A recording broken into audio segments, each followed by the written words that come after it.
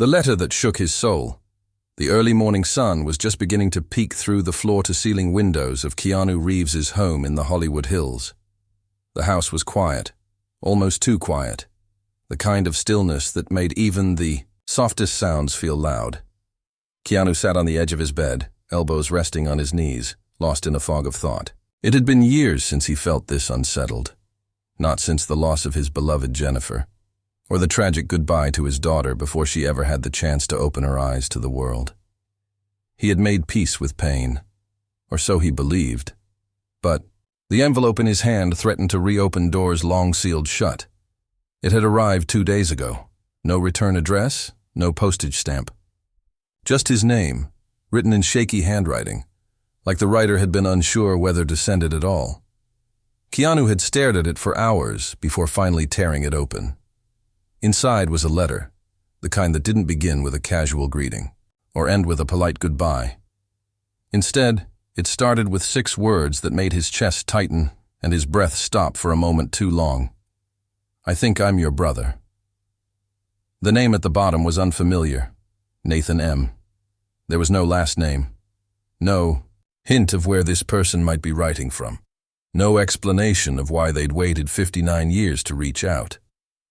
Only a short line beneath it, scribbled hastily, as if the writer had hesitated before finishing the thought. I didn't know until now. Keanu had read the letter over and over again, looking for signs of deception, trying to find something that would prove it false. But the writing felt raw, the kind that only truth could create. Still, a lifetime in the public eye had made him wary of strangers and their stories. He had seen too many people pretend to care, too many use fake tears and false connections to get close to his name. But something about this letter, its simplicity, its trembling honesty, refused to leave his mind. Now, with the sun slowly rising, casting golden light across the polished wooden floor, he made a decision. He picked up his phone and dialed a number only his closest confidants knew.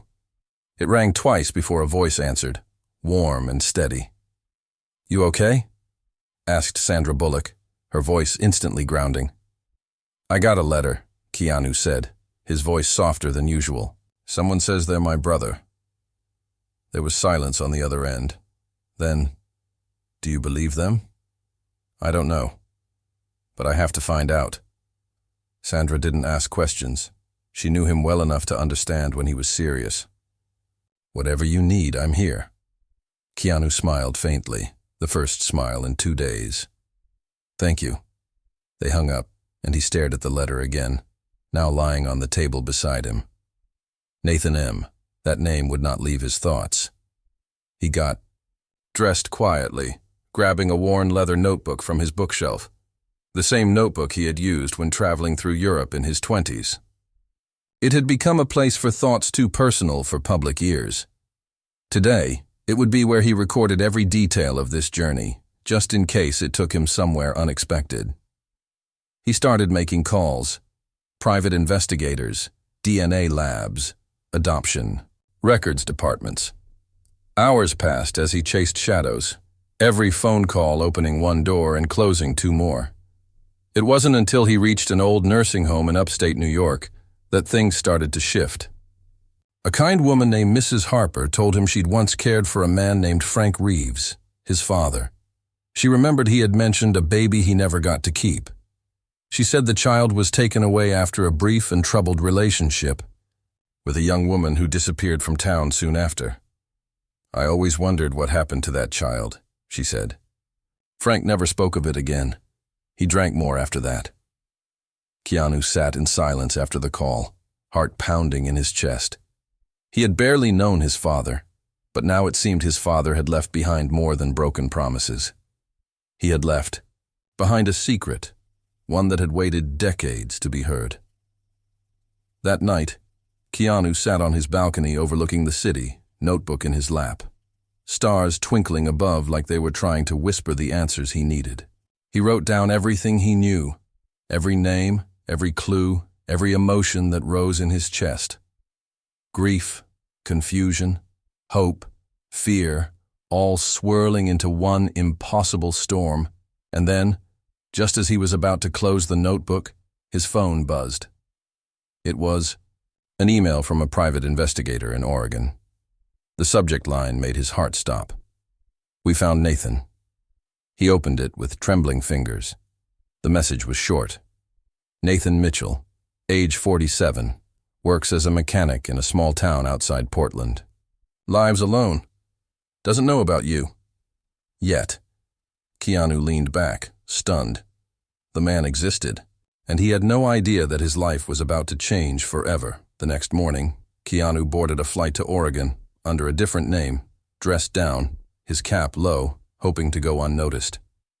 It wasn't for the cameras or tabloids this time. It was for something real, something that made his hands sweat and his heart race. When he landed, he rented an old pickup truck instead of a luxury car, something that wouldn't draw attention.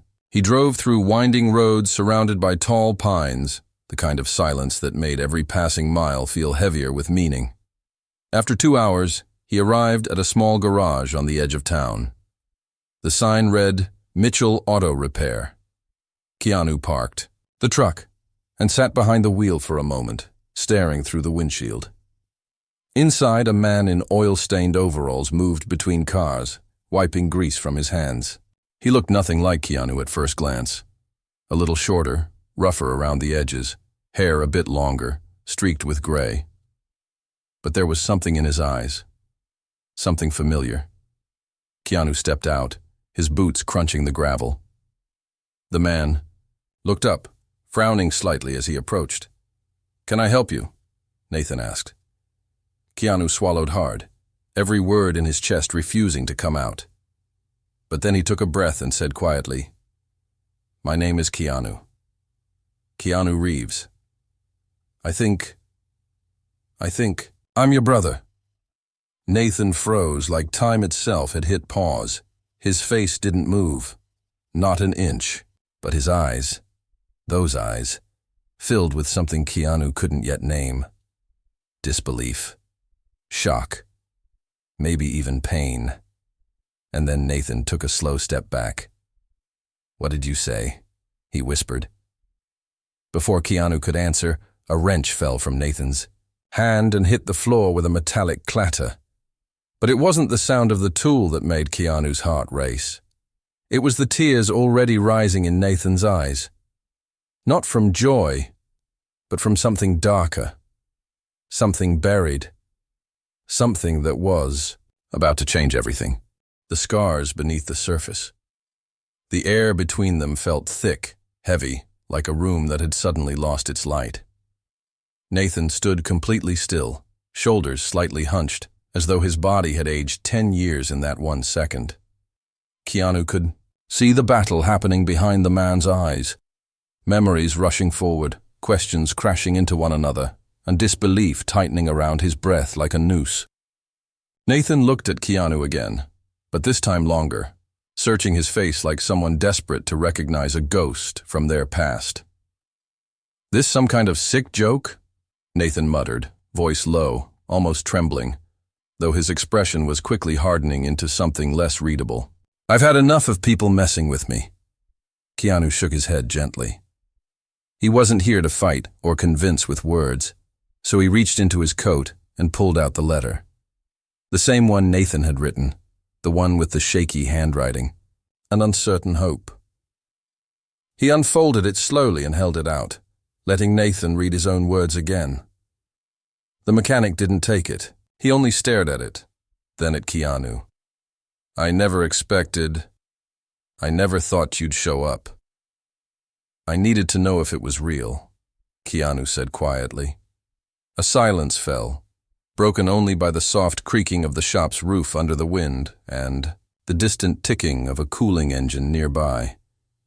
Nathan finally took the letter and turned his back, walking slowly toward his workbench, his steps unsure, like every part of him was still fighting the idea.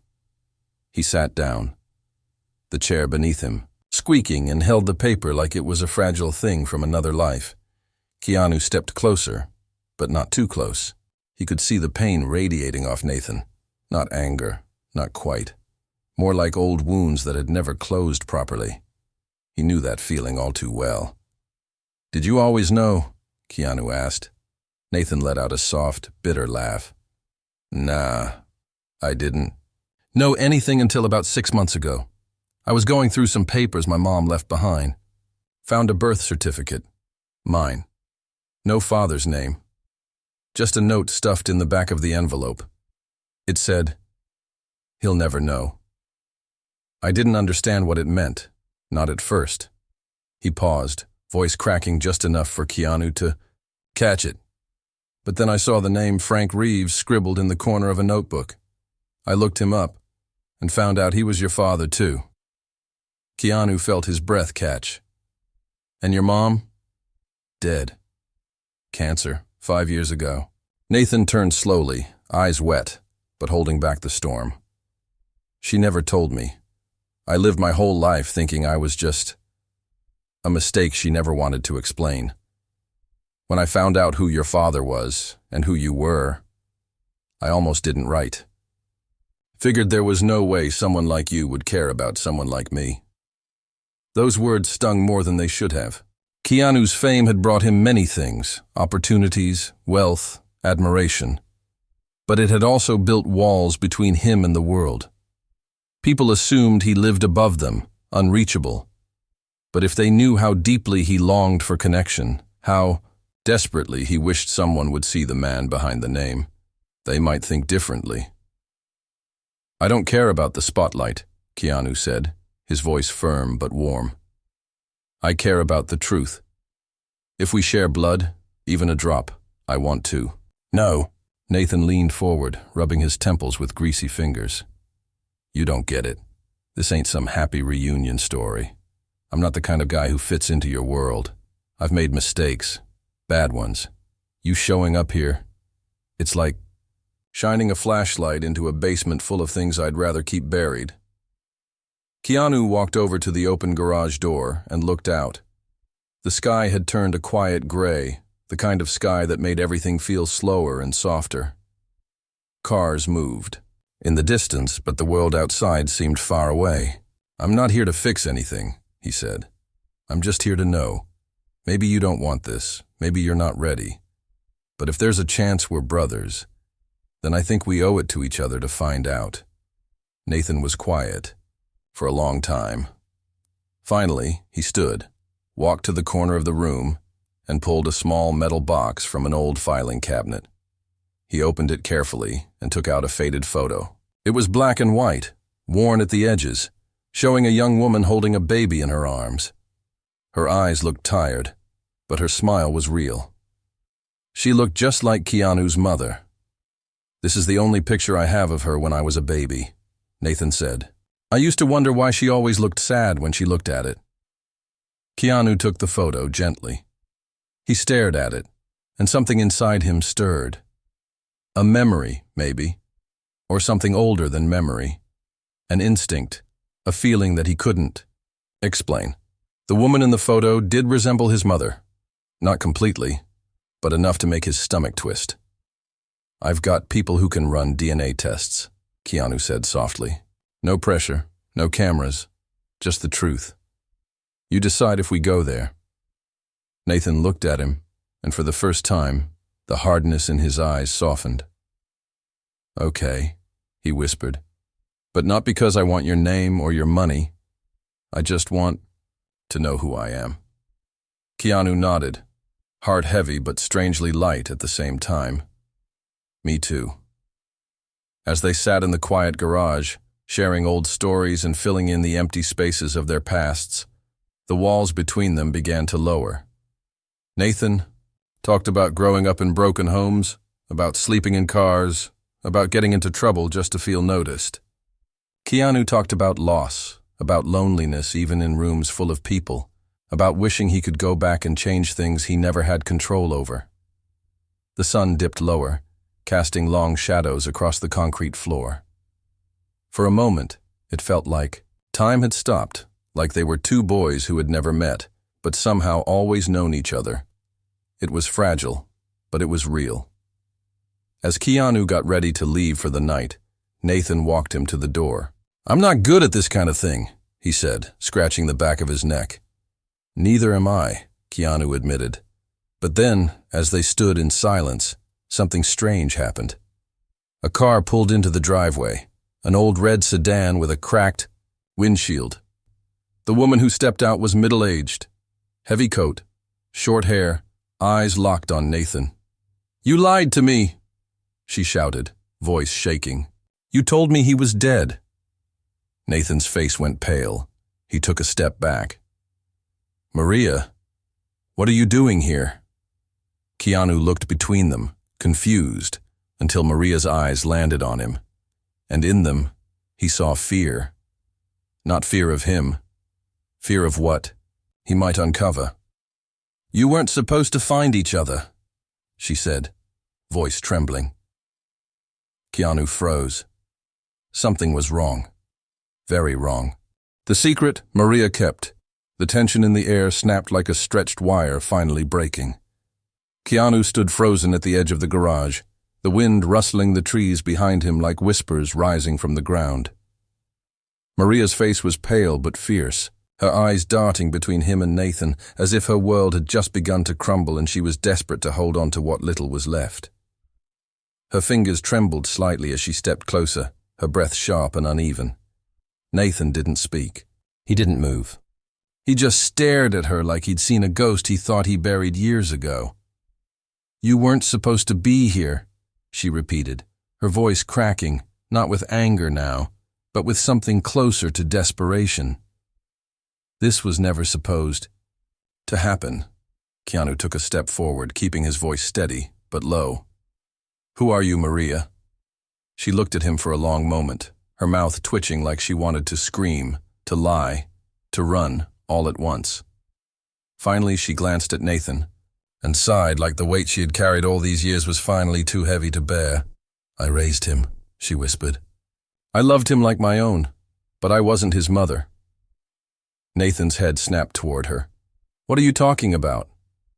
"You were just a baby when they brought you to me," she said, her words spilling out faster now, like a dam had broken inside her. "Frank Reeves and my sister, they were never going to be able to keep you. He was drinking, she was sick, and there was no stability. They begged me to take you. They said it would be just for a while." Nathan looked like the ground beneath him had vanished. "You told me she died in childbirth." Maria's eyes filled with tears. "Because she did. But Frank, he ran, disappeared, and I couldn't let you go to strangers. So I raised you as my own. I never thought you'd find out. I thought the pain of the truth would destroy you." Keanu was silent, his mind trying to keep up with the spinning storm of revelations. His father, already a shadowy, distant figure, had abandoned another child, left behind more brokenness than anyone had known. And now, standing here before him, was the man who had grown up in the wreckage of that choice. Nathan turned away from Maria, walking slowly toward the back wall of the garage, breathing hard, his hands pressed to his head. So all this time, my whole life, was a lie. "No," Maria said quickly, her voice aching. "The love was real. Everything else. I didn't know how to tell you without taking away everything you believed in." He didn't answer. He just stood there, unmoving, while the sun dipped lower behind the trees, casting sharp golden lines across the floor, like bars from a fading prison. Keanu stepped beside him, not saying anything for a moment. He didn't need to. He could feel the pain in Nathan's silence, the kind of pain that comes from having the floor of your identity suddenly ripped out beneath your feet. He had felt something similar when his own mother died, leaving behind questions he never had the courage to ask. Finally, Keanu said quietly, "You didn't lose who you are today. You just learned where you started." Nathan looked at him, eyes still burning but no longer angry, more lost than anything else. "I don't even know what to do with this." "Maybe we start small," Keanu offered. "Run the DNA test, not because you need to prove something to me, but because you deserve to know the truth. Not just from Maria, not just from memory, from science, from something that can't lie. Maria's shoulders slumped. She nodded slowly. I'll give you everything, every document, every letter. I kept them, just in case, but I didn't think I'd ever need to open that box again. They drove in silence to Maria's small home at the edge of town. It was quiet, tucked away under a canopy of oaks. Inside, the furniture was worn but neat, everything in its place. Maria moved slowly, like someone reliving every moment with each step. She went into the attic and returned with a dusty wooden box. She set it on the table and opened it, revealing envelopes, old photographs, a tattered stuffed animal, and a folded paper with Frank Reeves's name scribbled on it in blue ink. One letter caught Keanu's eye. It was written in the same handwriting as the note he had received, but this one was older, yellowed at the edges. Maria handed it to him. That's the last thing Frank ever sent. He didn't even mail it. Someone left it on my porch years after he vanished. Keanu opened it carefully. It was a letter from Frank to his unborn son, Nathan. I'm not a good man, it read. I never was. But I want you to know if you ever come looking for me, I hope you find someone better than me. Someone who treats you like a treasure, not a burden. I've failed too many people. I hope you're not one of them. Keanu read it again, then handed it to Nathan. Nathan didn't speak. He just stared at the paper for a long time, like the words had locked him in place. They stayed at Maria's house until late. She made tea. None of them drank. They sat in a silence too full to break with small talk. When Keanu finally stood to leave, Nathan followed him out to the porch. I'll take the test, he said, his voice barely above a whisper. But not just for me, for her too. Keanu nodded. We'll do it together.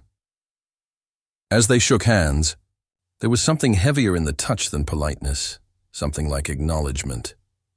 Like a door that had been closed for decades was now opening, not wide, but just enough to let a little light through. But just as Keanu was about to step off the porch, Nathan paused. There's one more thing you should know, he said slowly. About 3 months ago, someone else came around asking questions about you, about Frank, said he was a reporter doing a story on your past. Keanu turned sharply. What did he look like? Nathan frowned. Tall, white hair, wore a black coat, had a strange accent. He said he was just passing through. But now I think he knew more than he was saying. A chill slid down Keanu's spine. Something about the description felt too precise, too familiar. Not a reporter, not by accident. What was his name? Keanu asked. Nathan looked away, trying to remember. He didn't say, but when I asked, he just smiled and said, You'll know soon enough. Keanu stared into the darkness beyond the trees. Something was coming, and it wasn't just about family anymore. The man in the black coat, Keanu, didn't sleep that night, not even for a moment. He sat in his hotel room with the lights off and the city of Portland humming quietly beyond the glass. The memory of Nathan's words clung to his thoughts like smoke that wouldn't clear.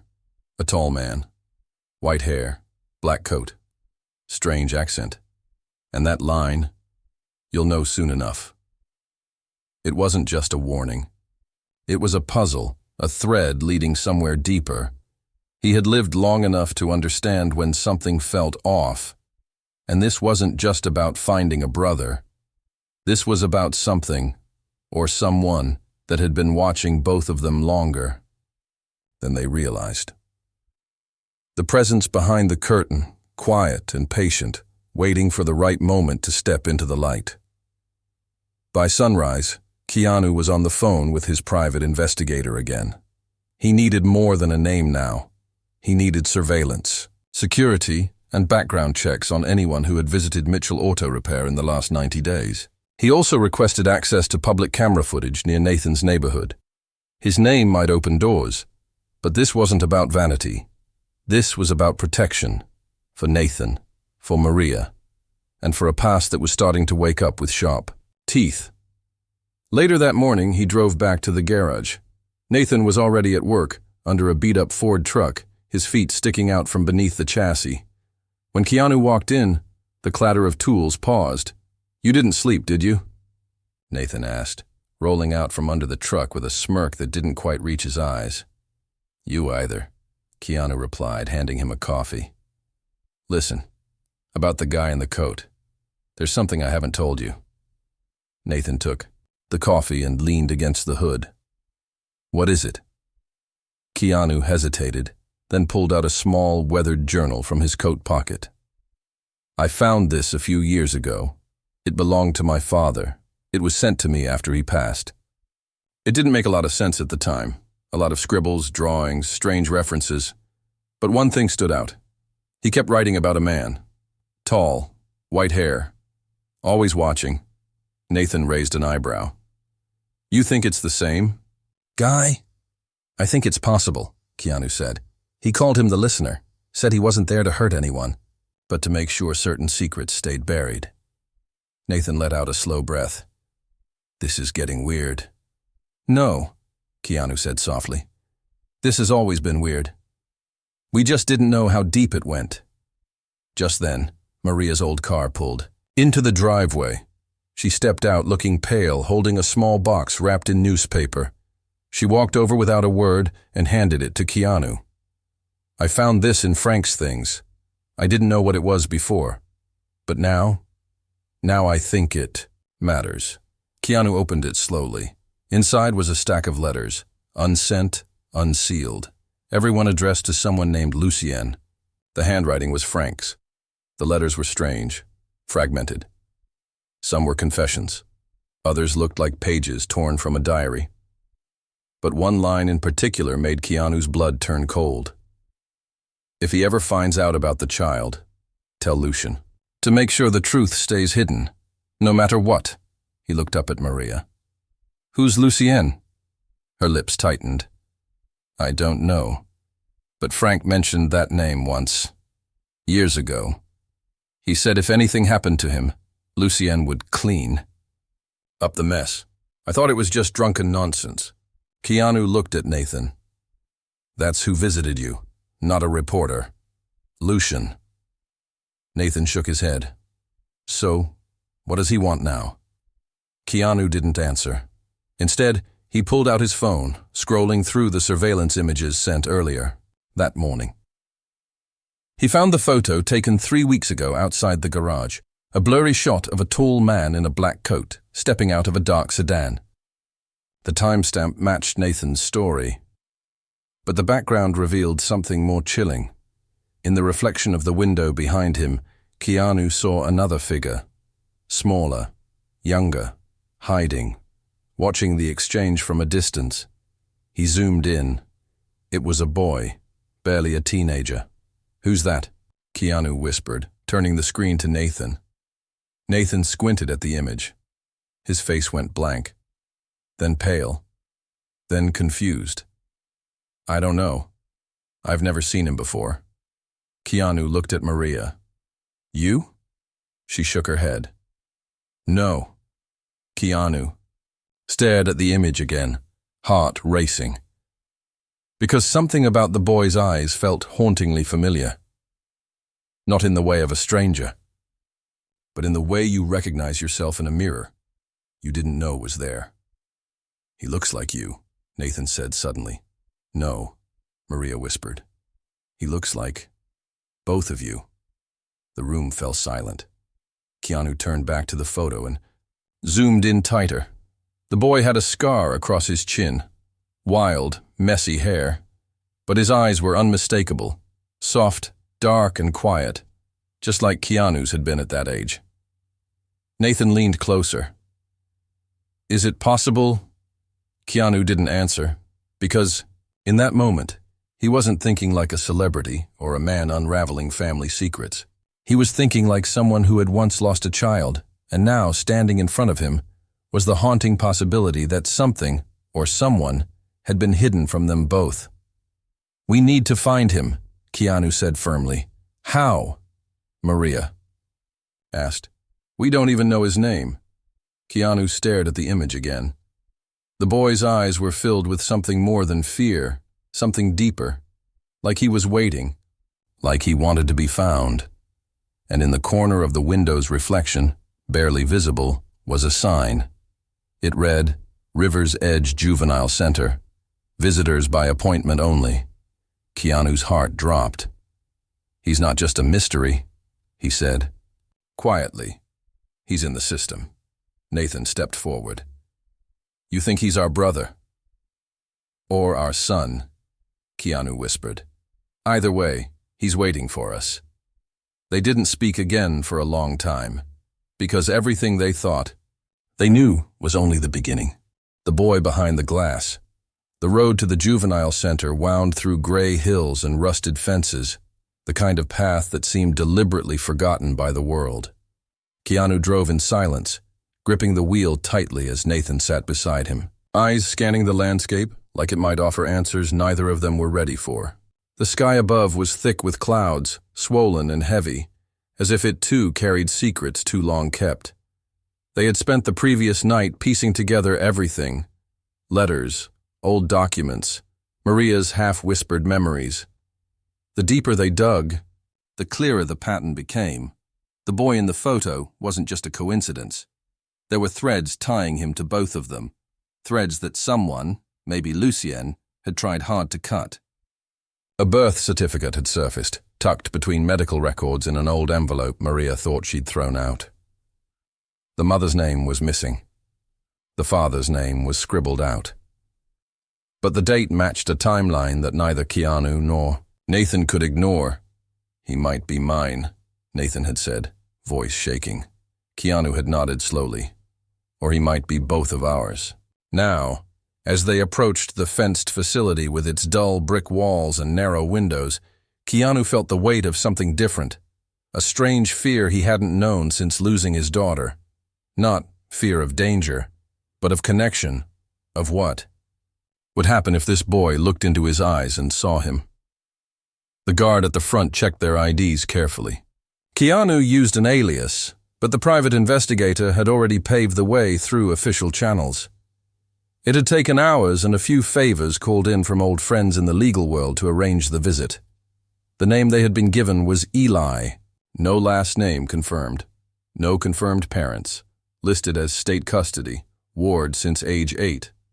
The door buzzed and they were led down a cold hallway, each step echoing louder than the last.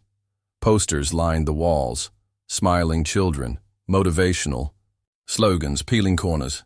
The kind of hope that felt printed rather than lived. A staff member led them to a small visitation room with glass separating the two sides. On the other side of that glass sat a boy. He didn't turn right away. He was sketching something on a torn piece of paper with a dull pencil. His hands were thin, his face pale. There was something guarded in the way he hunched over, like a creature that had learned the world wasn't safe. So he folded inward to protect the last piece of himself. Then he looked up, and the room changed. Keanu felt it immediately. Not just a resemblance, but a recognition. The boy had the same deep-set eyes, the same quiet sorrow he'd seen in the mirror during his darkest years. Nathan stood frozen, mouth slightly open, as if seeing something he had imagined only in dreams. Eli, the staff member called gently. The boy turned fully now, gaze flicking between the two men on the other side of the glass. Keanu picked up the phone attached to the wall. Eli hesitated, then did the same. Hi, Keanu said. Softly, the boy stared. Are you here to adopt me? Keanu blinked. No, not today. Eli's face shifted. Not disappointment, not really. Just expectation confirmed. They don't stay long when they're not adopting. Nathan picked up the second phone on the wall. We're not like the others. Eli studied them both. Then he said, slowly, You look like the man from the photo. Keanu's throat tightened. What photo? The one I found in my file, Eli said, reaching into the pocket of his jacket and pulling out a crumpled photo. He pressed it to the glass. It was old, faded, but it was unmistakably a photo of Keanu, from years ago. Red carpet, tired smile, dark suit. Someone had left it in his folder, along with a note that read, "Your father was someone important." Eli frowned. "But I don't think you're just someone." Keanu felt something collapse in his chest, not from pain, from the overwhelming wave of feeling that came when something lost suddenly stood before you, breathing, real, needing to be loved. Nathan leaned in. "Do you know your last name?" Eli shook his head. "They change it sometimes. I was Mitchell for a while. Then Reeves, then just Eli." Keanu and Nathan exchanged a look that said everything. Both their names had passed through this boy's life like shadows. "Do you remember your mother?" Keanu asked gently. "No, only a voice. Soft. Scared." Eli paused. "She cried a lot. She said someone was going to take me away." Keanu's hand tightened around the phone. His voice was low now, careful. "Do you know a man named Lucian?" Something in Eli's face changed. Not panic, but alertness. "Yes, he came here once. Said he knew my father. Said I wasn't supposed to." "Ask questions." Keanu leaned forward. "What did he look like?" "Tall, pale, black coat. He said if anyone came for me, I should tell him right away."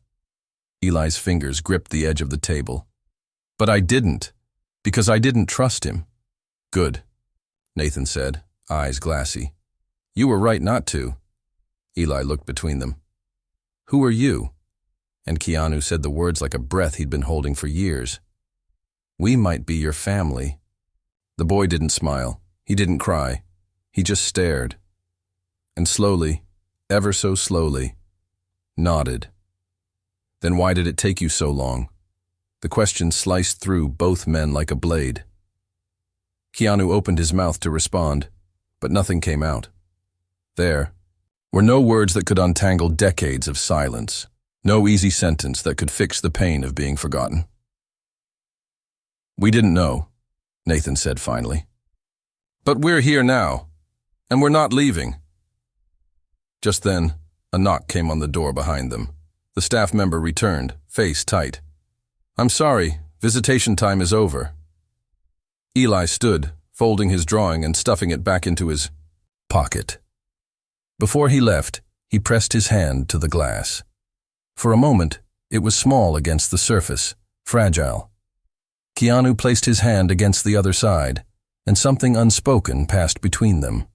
A connection not of certainty, but of hope as the boy walked away. Keanu and Nathan sat in silence, listening to the echo of his footsteps until they disappeared down the corridor. Outside, the sky had begun to rain, quiet, steady. As they stepped into the drizzle, Nathan whispered, "He's one of us." Keanu nodded. "But he's not safe yet, not with Lucien still watching." They got into the truck, and just as Keanu turned the key, his phone buzzed, a message from an unknown number. "You shouldn't have come. Walk away now, or I'll finish what Frank started." No name, just a photo attached. Eli, asleep, in a dark room that wasn't the juvenile center. Keanu stared at the screen, cold sweat on his spine. Eli was gone. The blood in the silence, Keanu's hands trembled slightly as he stared at the photo. It was Eli, no doubt, curled on a thin mattress in a room with no windows. The light above him was dim, flickering like a dying bulb. On the edge of the frame, barely visible, was the shadow of a figure, tall, straight-backed, the outline unmistakable. Lucian, the message that came with it wasn't a threat, it was a promise. "Walk away now, or I'll finish what Frank started." Keanu lowered the phone, his breath steady, but slow.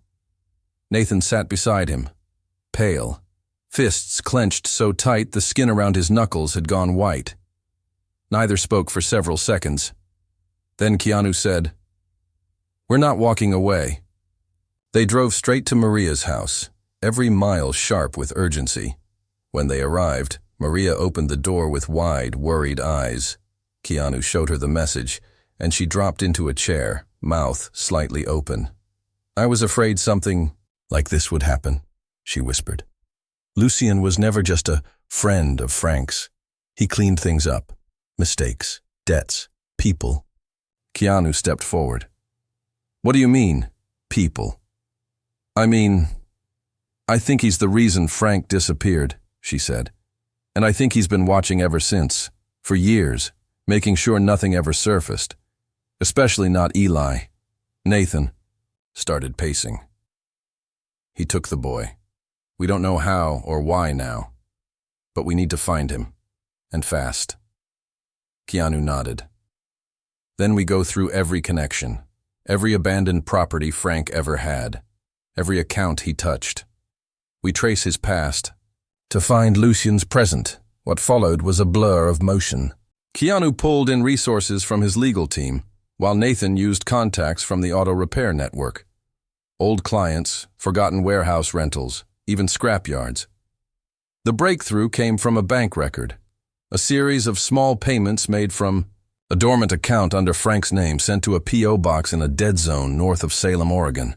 "Lucien's hideout," Keanu said, "or close to it." They drove for 2 hours through rain-soaked forests and twisted roads. The GPS lost signal 10 miles before their destination.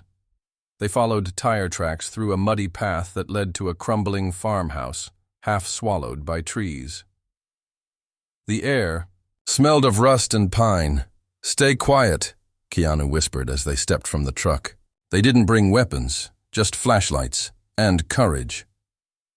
The farmhouse door creaked as they pushed it open. Inside, the place smelled like mold and gasoline. Old newspapers were scattered across the floor. They moved room by room until they heard something. Soft breathing. A quiet whimper. Eli. They found him in a small room with a rusted bed frame and peeling walls. He was awake now, staring up at the ceiling like he was waiting for someone who'd never come. But when the door opened, his eyes darted to them, first in fear, then disbelief. "You came back," he said. Keanu rushed forward and wrapped him in a hug, tight and protective. "We said we would." But before they could move, a voice echoed from the doorway behind them. "Sentiment," Lucien said coldly, "is the most dangerous illusion of all." Keanu turned slowly. Lucien stood there, wearing the same long black coat, his white hair slicked back. His eyes were cold, empty, calculating. In his hand was a gun. "Step away from the boy," he said. Nathan moved beside Keanu. "He's ours, and we're not leaving without him." Lucien smirked. "Then I'll have to do what your father couldn't." But something shifted in that moment. A sound outside, a car door, footsteps, more voices. Backup had arrived. The private investigator had traced Keanu's phone and sent the police when the location matched a flagged property. Red and blue lights flashed through the windows. A loud voice shouted, "Drop the weapon! Hands up!" Lucien didn't fight. He simply lowered the gun, smiled sadly, and whispered, "The truth was never meant to surface." They arrested him without resistance. Keanu, Nathan, and Eli were escorted outside, arms around each other. The rain had stopped. The air was crisp and alive. The days that followed were slow and healing. DNA tests confirmed it. Eli was Keanu's biological son, born from a brief and hidden relationship Frank had once tried to erase. Nathan, sharing the same father, was not Eli's brother. He was his uncle. But titles didn't matter anymore. What mattered was this. They had found each other in the chaos. Maria cried when she held Eli for the first time. "I wish I had known," she said. "I would have raised you too." Keanu looked at her and replied, "Maybe now we can raise each other." The story spread slowly, but only to those close. No press, no cameras, just quiet truth. Eli moved in with Keanu, splitting his time with Nathan. They rebuilt slowly, sharing meals, memories, and moments that stitched their lives back together.